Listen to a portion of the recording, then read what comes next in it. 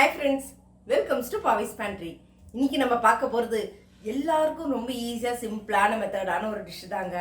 இப்போ தான் என்னோட ஃபஸ்ட் டைமாக நீங்கள் என்னோட சேனலை பார்க்குறதா இருந்தால் என்னோட சேனலை சப்ஸ்கிரைப் பண்ணிக்கோங்க. பக்கத்தில் இருக்க பெல் ஐக்கனும் கிளிக் பண்ணிக்கோங்க. அப்போ தான் இன்ட்ரெஸ்டிங்கான இந்த மாதிரி குக்கிங் வீடியோஸும் மிஸ் பண்ணாமல் இருக்கிறதுக்கு. அப்படி என்ன டிஷ்ஷுமான்னு யோசிக்கிறீங்களா? ஆஃபீஸ்லேருந்தே வர்றதே லேட் ஆகிடுதா, வந்ததும் நமக்கு சட்டுன்னு எதாவது செய்கிற மாதிரி எதாவது டிஷ் வேணும்னு நம்ம யோசிப்போம்.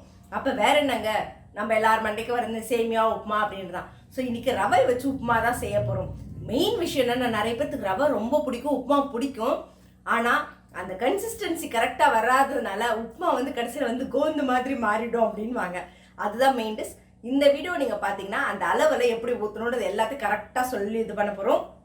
வாங்க வீடியோக்குள்ளே போல எப்படி செய்கிறது சிம்பிளான மெத்தடில் ஒரு ரவை உப்புமாவை செய்ய தேவையான பொருட்கள்: ஒரு கப் ரவை, நறுக்கி வச்சிருக்கிற பெரிய வெங்காயம் ஒரு 1, 3 பச்சை மிளகா, புதினா, கொத்தமல்லி, கருவேப்பிலை. மெயினாக பேச்சுலர்ஸ்க்காகவே தான் இன்றைக்கி ரவை உப்புமா செய்ய போகிறேன். ஏன்னா வெளியில் போனால் கிடைக்க மாட்டேங்குது, எப்படி சமைக்கிறதுன்னு தெரியல, அளவு தெரியல அப்படின்னு நிறைய ஒரு கன்ஃபியூஷன்ஸ் எல்லாம் இருக்குல்ல. மெயினாக அவங்களுக்காகவே தான் இந்த ஒரு டிஷ்ஷை நான் இன்றைக்கி செய்கிறேன். இப்போது கடாய் காஞ்சிருச்சு, எண்ணெய் ஊற்றுவோம். உப்புமா பொறுத்தவரைக்கும் கொஞ்சம் நல்லா எண்ணெய் நிறைய ஊற்றினா தாங்க நல்லா அந்த ஒட்டாமல் அப்படி கோந்த மாதிரி வரும் அப்படின்வாங்க. அந்த மாதிரி எல்லாம் இல்லாமல் இருக்கும். ஒரு 7லேருந்து 8 ஸ்பூன் எண்ணெய் ஊற்றிக்கோங்க. எண்ணெய் காஞ்சிருச்சு, கொஞ்சமாக கடுகு போட்டுருவோம். கடுகு பொரிஞ்சதும் கொஞ்சம் சீரகம், கொஞ்சமாக உளுத்தம்பருப்பு. அது உங்களோட ஆப்ஷன். உளுத்தம்பருப்பும் கடலைப்பருப்பும். எப்போவுமே உளுத்தம்பருப்பை போட்டுட்டு கடலைப்பருப்பு போடுங்க. உளுத்தம்பருப்பு கொஞ்சம் வதங்கிறதுக்கு லேட் ஆகும். ஆனால் எப்பவுமே உளுத்தம்பருப்பை போட்டுட்டு அப்புறம் கடலைப்பருப்பு போட்டிங்கன்னா கரெக்டாக இருக்கும். இதில் வேர்க்கடலாம் சேர்த்து செய்வாங்க, வேர்க்கடலை இல்லை முந்திரி எல்லாம் போட்டு செய்வாங்க. அது நம்மளோட ஆப்ஷன் தான், ஏன்னா சாப்பிட்றது நம்ம தானே. நல்லா கொஞ்சம் லேசாக கலர் மாறட்டும். மெயின் இதில் கருகிடக்கூடாது. கருகிருச்சுன்னா உப்புமாவோட கலரே மாறிடும். அது நல்லா நோட் பண்ணிக்கோங்க. இப்போ இந்த ஸ்டேஜில் நம்ம கட் பண்ணி வச்சுருக்க 3 பச்சை மிளகா போட்டுக்கலாம். நீங்கள் வர மிளகா வேணாலும் ஆட் பண்ணிக்கலாம், இல்லை நீங்கள் காரம் நல்லா சாப்பிடுவீங்கன்னா இன்னும் கூட நீங்கள் மிளகா ஆட் பண்ணிக்கலாம். இந்த மாதிரி கீரை விட்டு போட்டிங்கன்னா கொஞ்சம் நல்லா இதாக இருக்கும், காரம் நல்லா இறங்கும். மிளகா போடும்போது போட்டுட்டு கொஞ்சம் தள்ளி விட்டு கிளறுங்க, எல்லாம் மூஞ்சிலே தெரிக்கும். இப்போ இந்த ஸ்டேஜில் நறுக்கி வச்சுருக்க வெங்காயத்தை போட்டுடலாம்.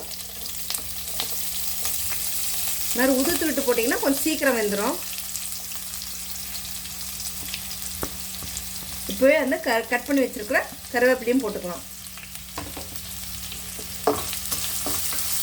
வெங்காயம் லேசாக அந்த பச்சை வாசனை போகிற அளவுக்கு வதங்கினா போதும். இல்லை இதில் நீங்கள் தக்காளி பழம் போடுறது உங்களுக்கு பிடிக்குன்னா வெங்காயம் வதங்கினதுக்கப்புறம் தக்காளி பழத்தை ஆட் பண்ணிக்கோங்க. பட் ஆனால் இன்றைக்கி நான் தக்காளி பழம் ஆட் பண்ணலை. வெங்காயம் நல்லா இப்போ வதங்கிருச்சு. இந்த ஸ்டேஜில் தான் மெயினான விஷயம், தண்ணி ஆட் பண்ணுறது.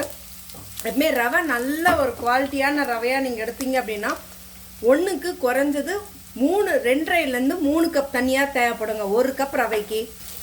இல்லை கொஞ்சம் குவாலிட்டி கம்மியாக இருக்கிற மாதிரி எதாவது வாங்கினீங்கன்னா 2ஓடு நிறுத்திக்கோங்க, அதுக்கு மேலே போயிடாதீங்க. அப்புறம் ரவை உப்புமாவாக வராது. இப்போது எடுத்தோம் இல்லையா, இந்த கப்லேயே நான் 1 கப் ஃபுல்லாக எடுத்துருக்கேன். நான் 3 கப் தண்ணி ஊற்றுறேன்.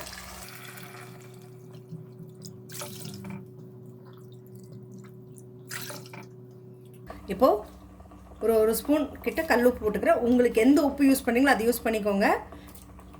போட்டு மூடி வச்சுருங்க. தண்ணி நல்லா கொதிக்கணும். தண்ணி நல்லா கொதிச்சதுக்கப்புறமா தான் ரவையை போடணும். ஏன்னா அப்போ தான் ரவை நல்லா வெந்து வரும், இல்லைன்னா ஒரு மாதிரி கட்டிக்கும். இப்போ இதை மூடி வச்சிரும், கொதிக்கட்டும். நல்லா ஃபுல் ஃப்ளேம் வைங்க. இப்போது தண்ணி கொதிச்சிருச்சு. நல்லா எப்பவுமே உப்புமாவுக்கு தண்ணி இந்த மாதிரி சலசலன்னு கொதிக்கணுங்க. ஏன்னா அப்போ தான் தண்ணியோட அந்த பச்சை வாசனை போகும். இல்லை போட்டாலுமே ரவை போட்டிங்கனாலும் ஒரு மாதிரி பச்சை வாசனை அடித்த மாதிரியே இருக்கும்னு சொல்லுவாங்க இல்லைங்களா, வேகலை ஒரு மாதிரி தண்ணி வாசனை வருதுன்னு. அதுக்கு ரீசன் இது தான். இப்போ இந்த ஸ்டேஜில் நம்ம கொத்தமல்லியை ஆட் பண்ணிக்கலாம். அந்த மாதிரி கட் பண்ணி போடுவேன். அதே போல் புதினாவும் எடுத்து வச்சுருக்கேன் ஃப்ளேவருக்கு. ஸோ இதையும் போட்டுக்கோங்க, ஏன்னா சாப்பிட்றதுக்கு நல்லாயிருக்கும்.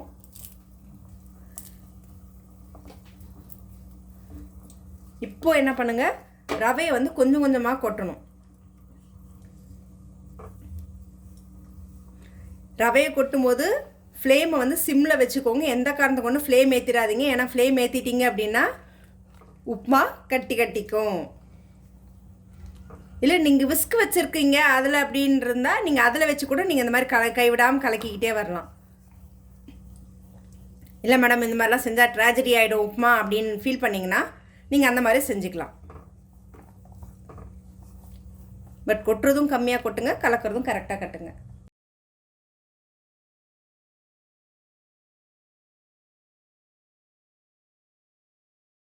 இப்போது இந்த ஸ்டேஜில் நம்ம தட்டு போட்டு மூடி வச்சிடலாம். ஜஸ்ட் ஒரு 5 to 10 minutes டிஸ்டர்ப் பண்ணாதீங்க, சிம்மில் வச்சுக்கோங்க. இப்போது கிளறி விட்டுடலாம். பார்த்திங்கன்னா நல்லா அப்படியே வந்து திரண்டு இதாகிட்டே இருக்குது. நல்லா ரவை வந்து வெந்துடணுங்க. வெந்துச்சுன்னா உங்களுக்கு அப்படியே பார்க்குறப்ப பார்த்திங்கன்னா நல்லா அப்படியே ரவையோட இது வந்து ஃபுல்லாக தெரியும். பார்க்குறதுக்கே சாப்பிட்றதுக்கு நல்லா இருக்கும். நான் அதை ஃபஸ்ட்டு சொன்ன மாதிரி எண்ணெய் கொஞ்சம் நிறைய ஊற்றுனீங்கன்னா நல்லா வந்து உப்புமா வந்து ஒன்றோட ஒட்டாது, ஒரு மாதிரி பிசு பிசுன்னு இருக்காது.